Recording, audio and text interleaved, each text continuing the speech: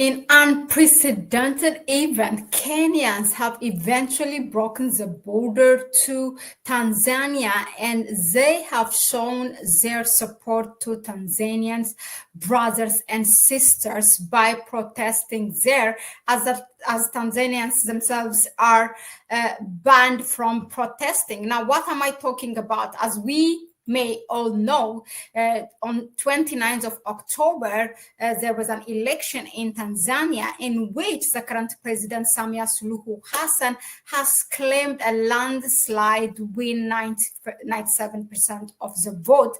And that's quite new for Tanzania.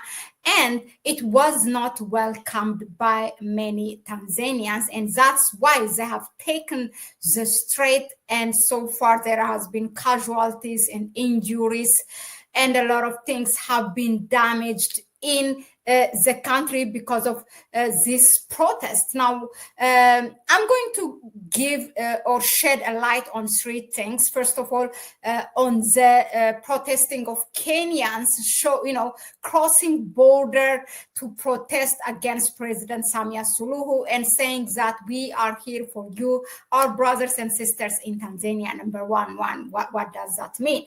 Number two, it's always good to assume my viewers do not have a background information, so it's good for me to shed highlight on that. So I will give you a bit of a background. And number three, I will come back to the protest of the Tanzanians, the Kenyans, the cross-border protest by Kenyans, and some of my reflection and the comments that I have read there. So let's go to, since we have unpacked the first part, let's go to the bit of the background, what's happening in Tanzania. So now, President Samia Suluhu is a president of Tanzania since 2020, to be specific, since 19 March 2021. She took over after the days of her predecessor, President Magufuli, who passed away due to COVID-19, although that was a very controversial matter.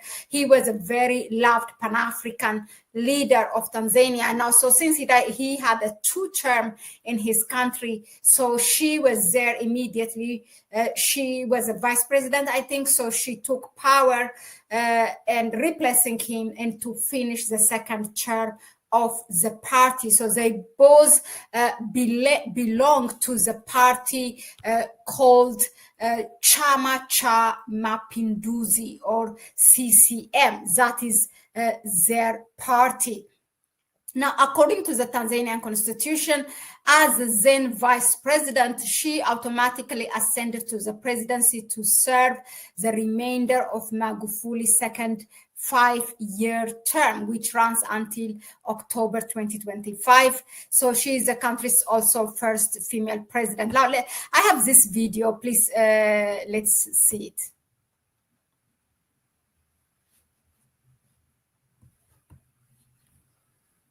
Haki yetu! Haki yetu! Haki yetu! Haki yetu! Haki yetu! Suluhu must go! Suluhu must go! Suluhu must go! Suluhu must go! Haki yetu!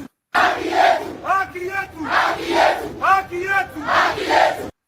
Well, so those are our Kenyan brothers and sisters, cross-border protest showing their support to their brothers and sisters in Tanzania. Okay, now let me go back to the, giving a background on her current situation in Tanzania. So now she has been recently, after the election on 29th October, declared as the winner of the disputed presidential election that was held on 29 October, okay? So her party is Chacha Mapinduzi. Now, what are the things surrounding this? Because the people did not accept it. Why Tanzanians are protesting are, first of all, the main opposition figure, the opposition leader, the political party called Chadema. His name is Tundu Lissu.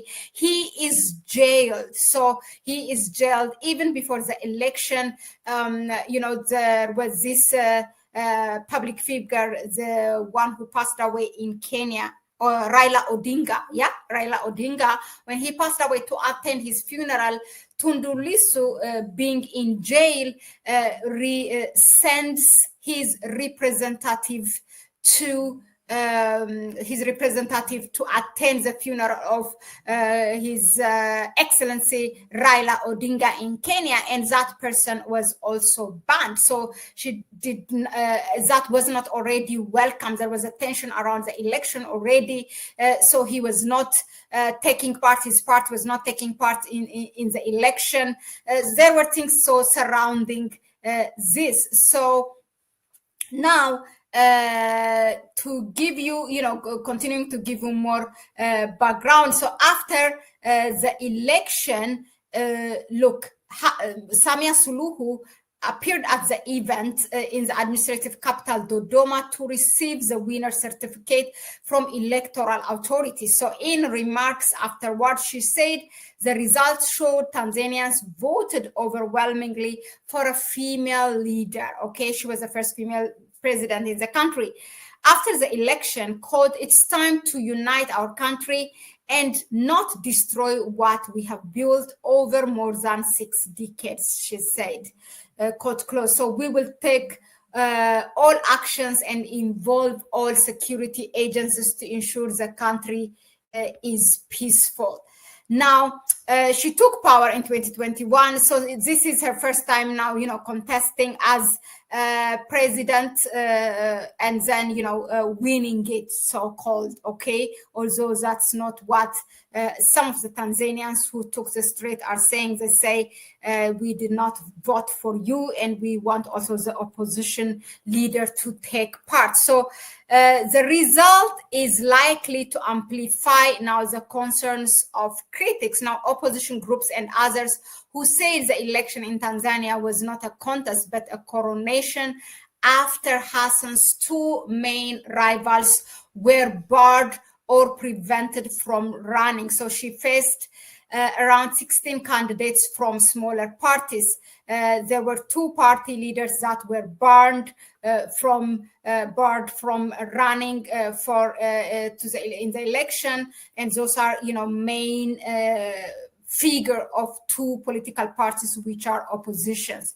Okay, so the October 29 election was marked by violence as demonstrators took to the streets of major cities to protest the poll and stop counting of votes. All right, these are the things. So now there has been the effect of that. For example, the universities were postponed to be open on November 3rd. That's not going to happen now. So some of them, they say there were also there are reports that are coming out. Internet is cut. Transport, within the country has become difficult. To go to one place to the other. People will be asked identification. There's a lot of stopping by security forces. And, Tanzanian authorities have now have not said how many people have been killed, but I have heard from 10 to hundreds, from tens of people, dozens of people to hundreds of people. So we really don't know what is the right figure for this, the number of casualties. The UN representative have expressed their concern. Maybe the AU has released, but I haven't come across of it, any statement from there. Well, now you see a lot of Western countries like UK, Canada, and others who released a joint statement saying that, they're worried of what's happening in Tanzania. So, for example, quote, credible reports of a large number of fatalities and significant injuries as a result of the security response to protesters. Okay, so yeah, now this opposition leader Tundu Lissu is charged with treason. Look, my thing on this is that if you hear a Western country kind of supporting the oppositions, then you also have to think, okay, is this something what the people want? What kind of agreements that opposition leader have with the West? there are things to ask before we jump and say, we have to support the people.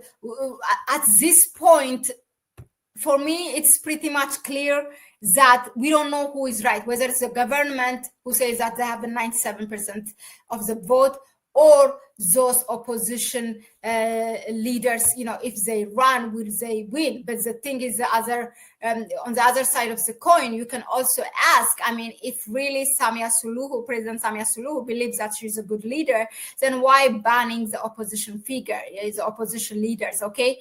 What are the things that the government is keeping from the people? What are the information that I have found out? Because I have come across, even in the case of Ethiopia, that you become an opposition, and then, those oppositions are pretty much sponsored by the Western countries. So the Western countries will not just sponsor you. There must be some kind of agreement, that it's not revealed to the people.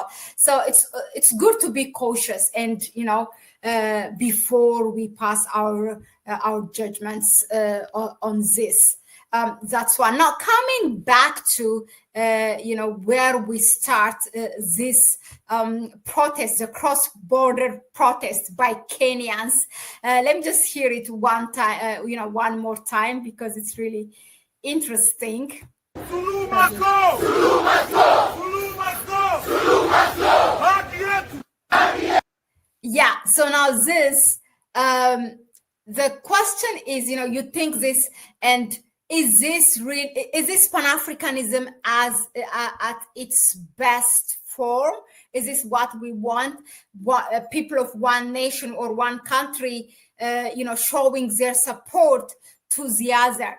Is it something what you call Pan-Africanism? Also, then you ask, this is for the first time we have seen this, then you may ask, then should Nigerians also show up supporting for Cameroonians? What's happening in Cameroon? The old man, the 93 years old president, refusing to leave power. So should Nigerians also show up like this, like the way Kenyans do to Cameroonians? Should the Burkinabes also show up to Cote d'Ivoire, who the same thing, the 83 years old president Alassane Ouattara refusing to leave power, and the same thing what Suluhu did, banning two of the opposition leaders from running for presidency in this election as well. You have many others that you can also mention. We have also Madagascar as well. Then, you can also raise the other question is that, okay, she's the first female president. We always say, women did not get the opportunity to be a leader. And then now here they are, they get the opportunity. So what are we saying? Then should she go? She's not enough. I don't know, I'm just asking a question, okay? For example, we have seen, for example, the Madagascar's leader. He was he came to power when in 2016, I think, when he was 35 years old. Basically, he was the mayor of the capital city, Antananarivo, and he came to power. So he also has to go. Now people didn't want him. So does it have to be really being a young leader or a female leader? Or is it something, even if you can be old and still a masculine or a male leader and fulfilling what the people want? Which one do we want? There's a number of questions that we should ask. So my only take on Tanzania, on Samia Suluhu, is that if she really believes that her party, this Chama Cha Mapinduzi or CCM, is doing good, then why you bar the opposition leader? Why don't you allow them to run? And if people vote for them, then let it be. Or is there something that you're not telling us why these political parties are bad for the people of Tanzania? That's something the leader of Tanzania, Samia Suluhu, has to make it clear to the people of Tanzania.